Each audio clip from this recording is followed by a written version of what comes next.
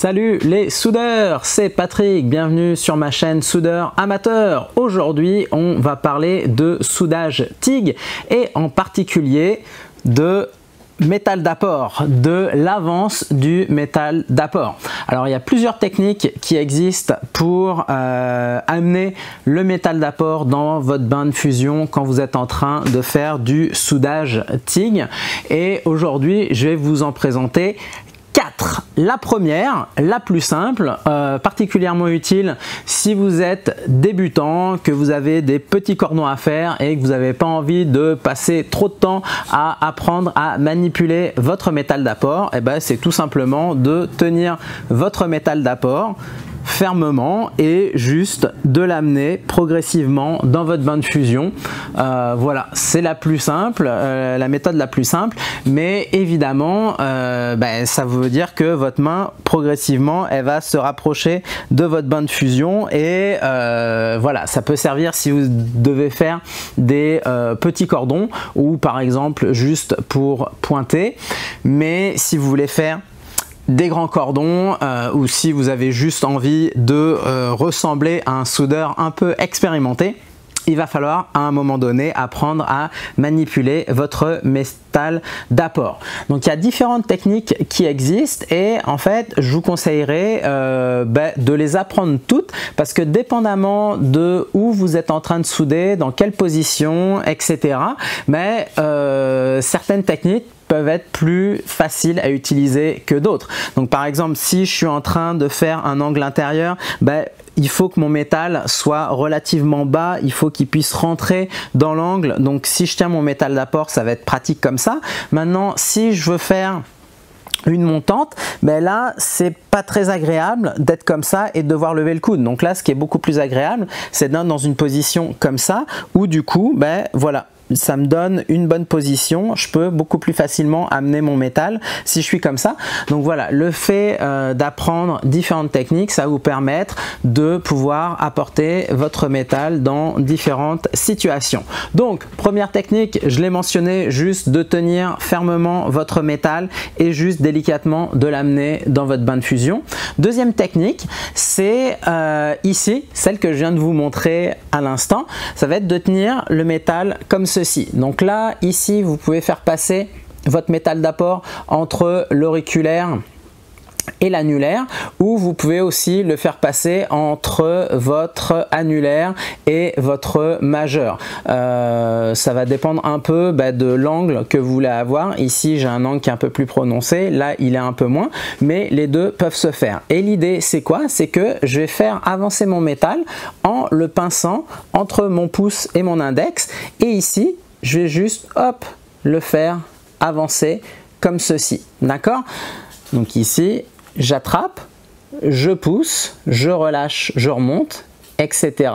Et donc je peux descendre comme ça. Il y a aussi possibilité, si vous voulez vraiment l'amener tout droit, de l'amener ici directement dans la paume. Ça marche aussi très bien. Le seul inconvénient, c'est qu'il y a un peu moins de contrôle à ce niveau-là. Donc si votre métal il est en appui quelque part, ça peut fonctionner. Sinon, l'avantage avec ça, c'est que ces doigts-là, ils maintiennent un peu plus et ça devient un peu plus simple. Voilà, donc technique avec ces deux doigts qui poussent.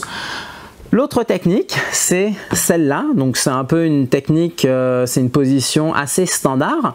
Là, il y a deux moyens de faire avancer le métal d'apport. Soit en utilisant le pouce qui va venir reculer et qui va avancer ensuite pour amener le métal vers l'avant. D'accord? Donc là, je recule mon pouce et ensuite je fais glisser vers l'avant, je recule, je fais glisser vers l'avant, etc. Vous verrez sur le gros plan. Donc ça, c'est une méthode. L'autre méthode, c'est au contraire d'utiliser mon index et mon majeur, de venir les replier et ensuite de les allonger pour amener le métal vers l'avant. Je plie, j'allonge, je plie, j'allonge, je plie, j'allonge. Voilà, donc deux techniques différentes depuis cette position là. Donc ça va dépendre un peu de ce que vous préférez utiliser comme doigt. Les deux fonctionnent. Là j'utilise mes doigts pour faire avancer, ou alors j'utilise mon pouce pour faire avancer le métal, l'un ou l'autre fonctionne.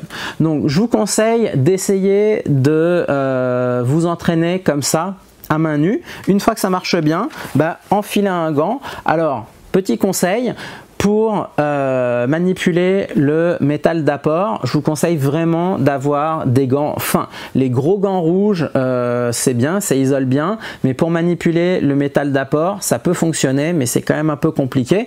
Parfois, pour tenir la torche, moi ça m'arrive souvent d'avoir un gant rouge sur une main et un gant comme ça sur l'autre, surtout quand vous faites de l'aluminium, parce que ça peut vraiment chauffer, donc ça peut valoir la peine de bien protéger la main qui porte la torche. Mais ici vous aurez un bien meilleur contrôle avec un gant fin comme ça pour pouvoir manipuler comme ça, pour pouvoir manipuler comme ça, ou pour pouvoir manipuler ici, d'accord? Donc différentes techniques que vous pouvez utiliser. Pratiquez bien avec le gant. Faut vraiment, surtout si vous voulez faire des grands cordons, faut vraiment que ça devienne un peu naturel, de ne pas y penser pour pouvoir vraiment se concentrer sur le bain de fusion. Vous pouvez vous concentrer sur l'avance de votre torche et pas vraiment penser à ce qui se passe avec le métal. Essayez juste de bien garder le bout de votre métal d'apport à proximité de votre torche pour qu'il reste dans l'argon, pour qu'il reste protégé.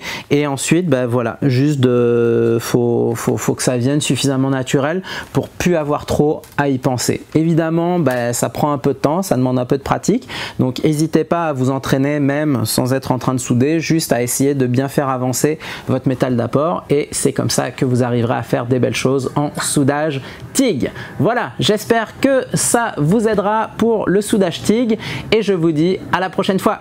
Ciao les soudeurs!